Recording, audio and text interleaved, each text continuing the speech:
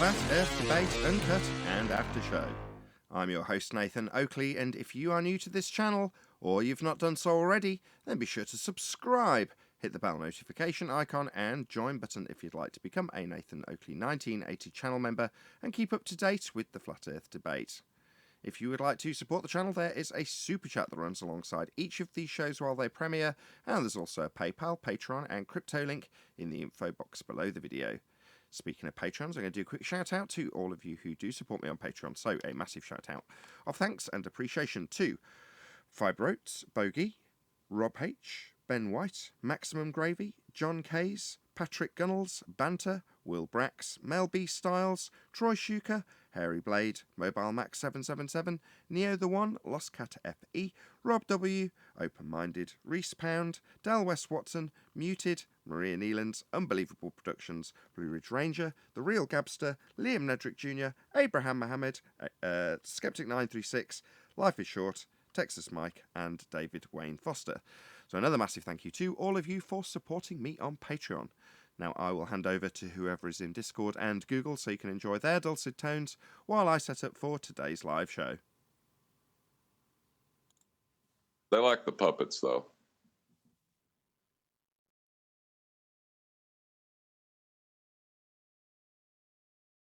But they don't really know what you're doing. The two older ones do. The little ones just think I'm playing with them. Just playing with puppets for the sake of it, as in you're just messing around with puppets and they like you playing with the puppets, and that's as much as it goes, as far as it goes. Yeah, for the little ones, yeah.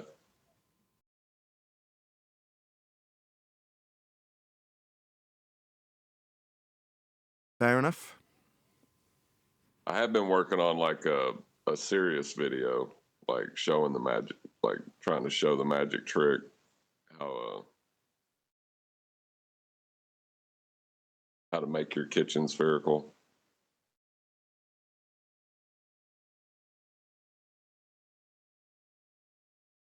The older So ones. not just, Sorry, Neil. Go ahead. I was just going to ask, so not just a comedy, now you're going to trying to do a serious video on it. I think that's good.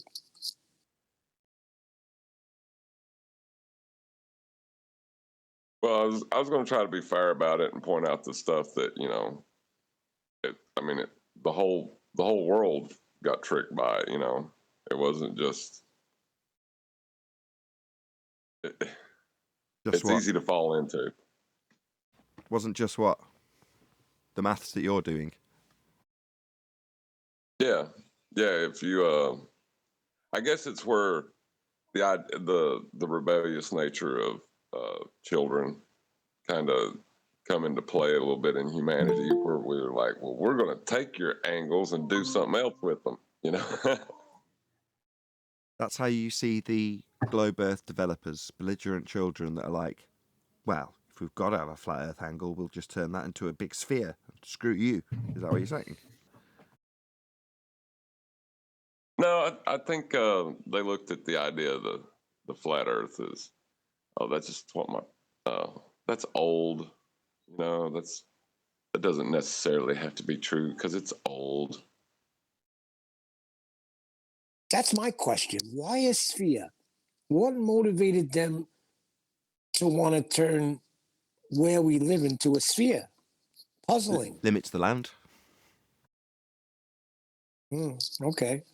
Well, there's a misunderstanding of the tool they're using to measure. You know, they had a rounded compass. They thought, well, I'm measuring arcs of degree, therefore on a sphere.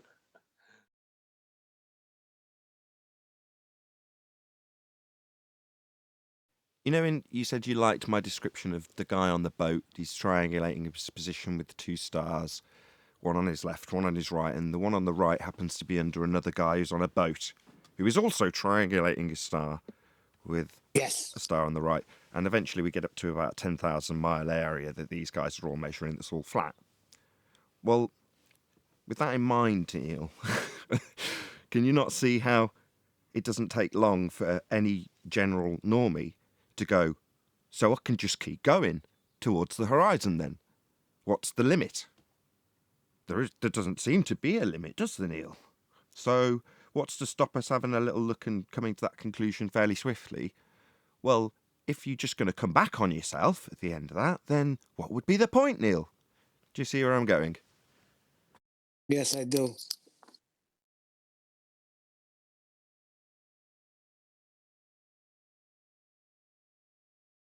Well, I had a I don't couple. think I've been sharing the show, like you suggest, you guys. I'm on a couple of platforms on Telegraph and WhatsApp, like freedom fighters and all that. I don't know everyone on there. Anyway, I've been sharing it lately, and had a couple of comments back. People they didn't realise people were talking about this, and a couple of people logged into your show and they found it quite interesting. So just thought I'd pass that message on for you. Nice.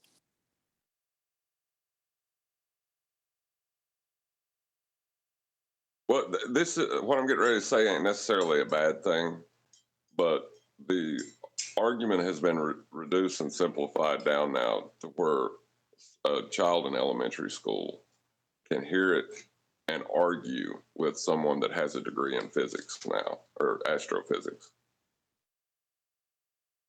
That's not good for them. It's not a good look. I think I've seen a quick clip on that Durf's the zodiac clock. I can't remember the figure now, but I think the friend finder on there, the numbers have really grown. Apparently, there's more and more. I think he's done a clip from when it started to now, and I think it's in the millions. I think I can't remember. I just glanced through it, but so more and more people are jumping on this at the moment more than ever. I'm starting to notice that regular people are starting to see that it's so silly to even think that we're living on a ball. Believe it or not, a lot more people than you think are paying attention and starting to question. Good morning. Hey, 10th. Nathan, I got a few slides in Master B for us to gaze upon and see what they say. Do you want to do it in the live show? Sure. Only because I'm in the middle of making a cup of coffee and I don't lose track of the slides. Those are good grounds to go to the live show. I know it now. I didn't get the pun the first time. Well, I almost did. Yeah. I almost just did the presentation. I was percolating with the idea, but but once it filtered out, you thought it was better to hold off. Oh boy. are we going to get the espresso version? Why can't you? You know, Right? I've been dripping it on from the beginning, so why not stick to it? I got an idea. Why don't you do half and half? Whoa, milking it now. Can you expand on that? Maybe we need dip correction. Oh gosh. That was a far reach one. Dunking your donuts into coffee. Dip correction. But seriously, we will get the latte version or the heavy version. That's great because it is going to be latte rather than early. Meanwhile, they're still. It's funny because we go over this, and it's obvious to a duck, and you just flip around and see what people are saying, and they're still arguing how much of a building is missing. Insane. That is their religion, Neil. Just while you disclaimed the shock that people still think there's a physical geometric sphere edge horizon, formerly known as Earth curve here. Everywhere else, it's the premise of their religion, Neil. Yeah, but once your religion is exposed, you gotta get out. Oh, right. So we are exposed to the entirety of the Western world here, are we, Neil? Hooray, I'm doing so well. No, that's not the case at all. No, Neil is talking about when he challenged his brother immediately without any research, but just pure reaction of anger and what? No way. And then when he looked into it, he changed. He's wondering why others haven't done the same thing. maybe get mad that your religion got attacked, but then when you look into it, you say, you know what? I got to thank that guy. He opened my eyes. That's what Neil's talking about. Exactly. And the thing with the horizon, Black Swan, everything that we're building on from there. I mean, I know they see it. You can't just balk refraction because you defeat yourself. And it's right there. And they're still going on. Like it's falling on deaf ears. But I guess it's the religion. Yeah, I've had, I think I've said it before, I've had people turn on me when I've brought the subject up. But I think if I were just back to me normal, everyday globe person and someone was to present me now with some like photography from the Black Swan and the sextant and showing how it's measured and I'd have to really think, well, bloody hell, there's a point here. I'm going to have to, this is amazing. I think I've been lied to. I'm going to have to look into this. I wouldn't automatically try and kill the person who was telling me. Well, it all depends what you have invested in it, mentally and other ways. Like if I think of someone who's bought stock and the stock's going down, and if he sells, he takes a 50% loss, he'll say, wait a minute, the good news is they go down, they go up, I just got to wait. So he waits, goes down 75%. He's getting more panicky. No, but if he sells and admits he made a bad investment, he's going to look bad. Plus, he's got to deal with the loss and anguish for months and years to come. But if he waits, it just might go up. So he waits. Finally, the whole thing dies and the company is disbanded. And he comes to find out it was never the blue chip company he thought he puts his money into. It was one of these upstarts, and it was a high risk thing. Wait a second, though. Oh, you're not done? Go ahead. No, I'm not done. No. So then what happens is he has this sore feeling about investments, everything, and he gets real mad, and you're right. So how do I compare that? Well, you got the Globers and the anti-flat earthers invested in this upstart company called the Globe Model, and it's losing, and they're just hanging on and hanging on. Soon it's going to disappear, and they're going to find out it was a high-risk fakery. But until then, they got to hang on because everything they have is invested in that. And I mean, think about the pastors from the pulpit who have preached heliocentrism. They'll have to go back and put little disclaimers on all those series, whether it's on digital or cassette tapes, which are no longer here. You have to admit to things. People don't want to admit to things. I was just going to say, but when it was brought to me, this truth from my brother, there was no Black Swan. There was no elevation angle argument. There was nothing concrete. Okay? But the thing is, why did I fight against it so hard? Why did I immediately attack and defend?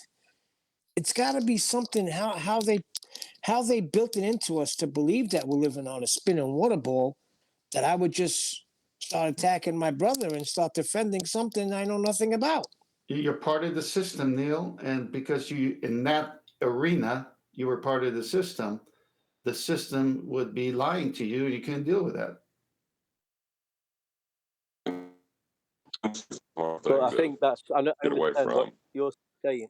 But what I was saying earlier was, I think even if I was back to years ago being a normal globe person, and someone offered me the information now, I would. I mean, I'm not investing anything like that, but there's people. I wouldn't react in a violent or in that way they do. I think a lot of these people on these platforms, they're just normal Joes, but well, they're just reacting. The evidence is there. They need to look at it. I mean, I would have done. You remember when? Sorry, go on. It's okay. Yeah, I'm just reiterating what I've already said. Really. Okay.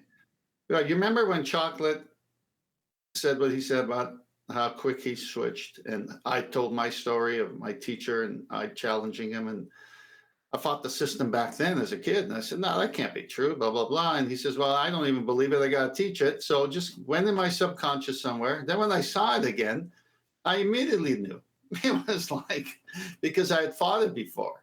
I wasn't fully indoctrinated. It never really stayed with me as a real deal. So I could watch sci-fi movies and not suspend the disbelief. You know, it was like entertainment to me. So the whole point is the minute I saw that article in WikiLeaks, and it was like, oh my gosh, it's like that part of my mind opened up again. It's like, I always knew this. I got to go try to disprove it just so I could say I came in, because I know what's going to happen when I go into this. I'm going to go fully into this. And that's what happened. Right. And that whole thing with that's what clicked with me. And my brother didn't even have the gas pressure out of container. He was more coming from a Christianity point of view. But when I started thinking about water, that's when I was like, wait a second. There's no way we could be on a ball. How is that even possible? Well, I that's right. never saw that water bucket spin your head thing that the teacher. I never saw my teacher do that. I would have laughed my head off if I saw that. Sorry, John. I did. I will say that was back when you guys were just measurement deniers. Everything's kind of turned on its head now. How's your kitchen sphere coming?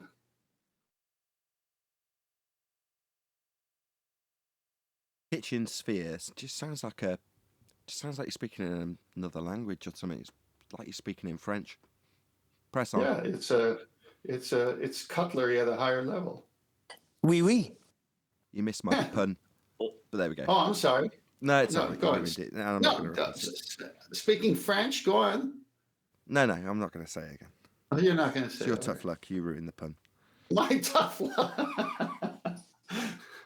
Culinary French kitchen. No. No, he's not going to do it. We'll have to listen to it again together. We were too serious when he was acting like 10th.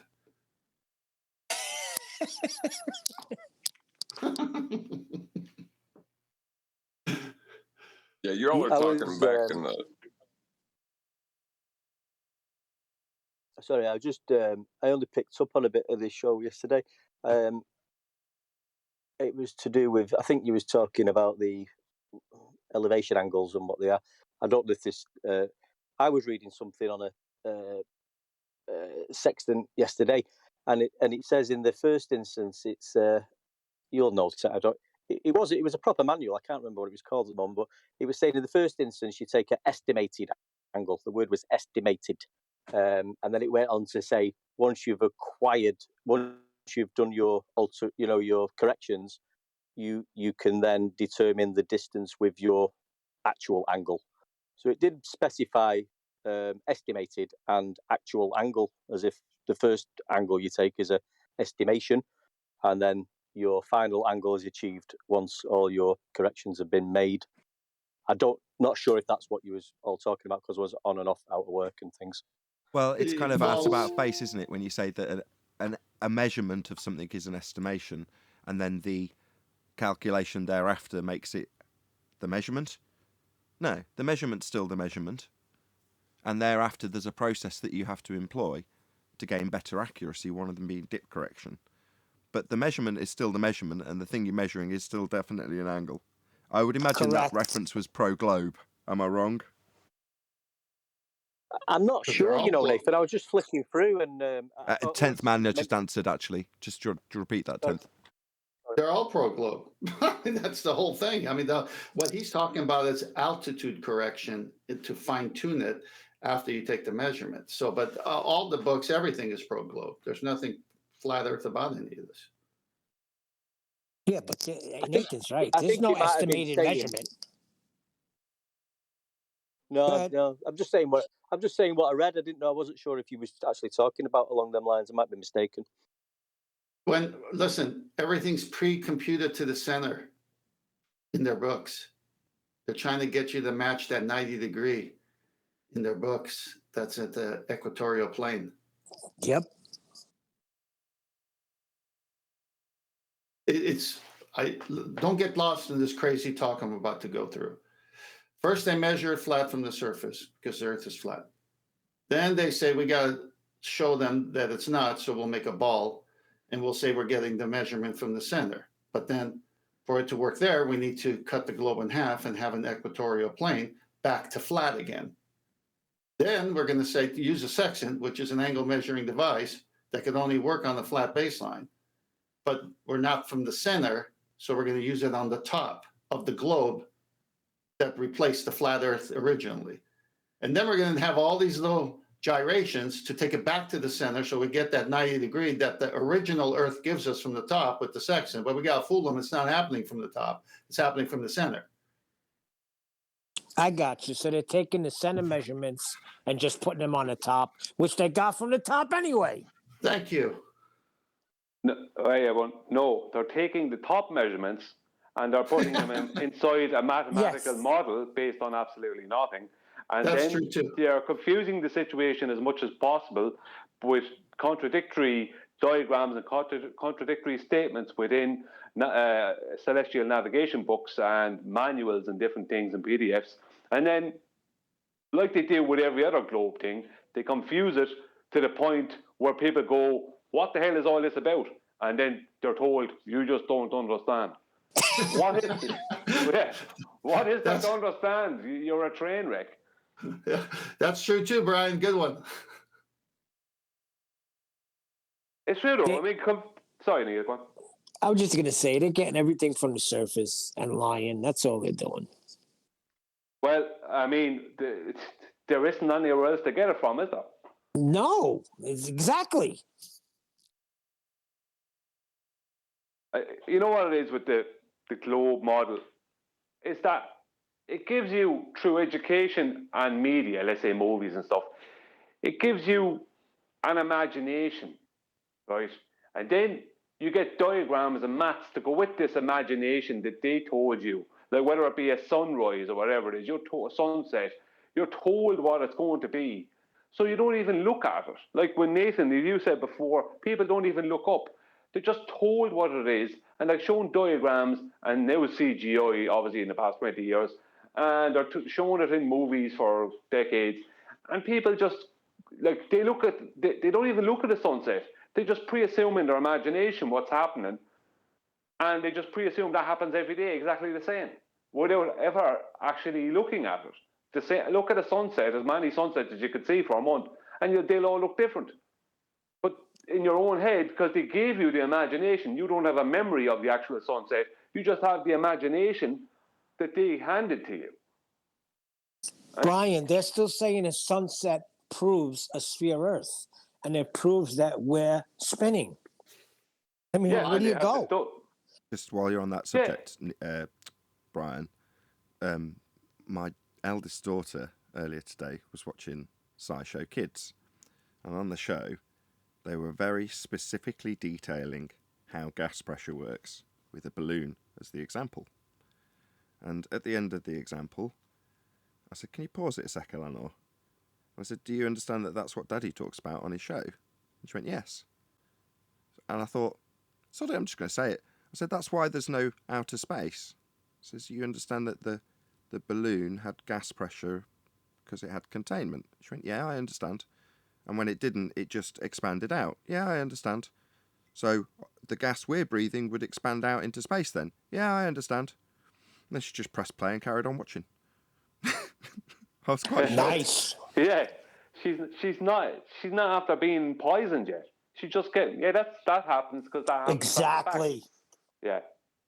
Well, every tow truck driver knows the Earth is flat because when they are called to a car that has a punctured tire, it's always a flat tire. That's based on a bed of lies. Good one, Nathan. I was going to laugh at tense, but Nathan had a better one. Well, they don't call it a curved tire, a sphere tire. You lifted that from a load of jokes. You jumped in, took the air out of my pun. Oh gosh, it's going. Nathan is only dragging you along, then. From the front and the back. Oh, too much fun. I'll tell you, our group knows how to laugh. That's for sure. Have you ever listened in to The the globe. ballers talking amongst themselves? Sorry, like Yes. I was just gonna say it is satire, the globe, but whatever.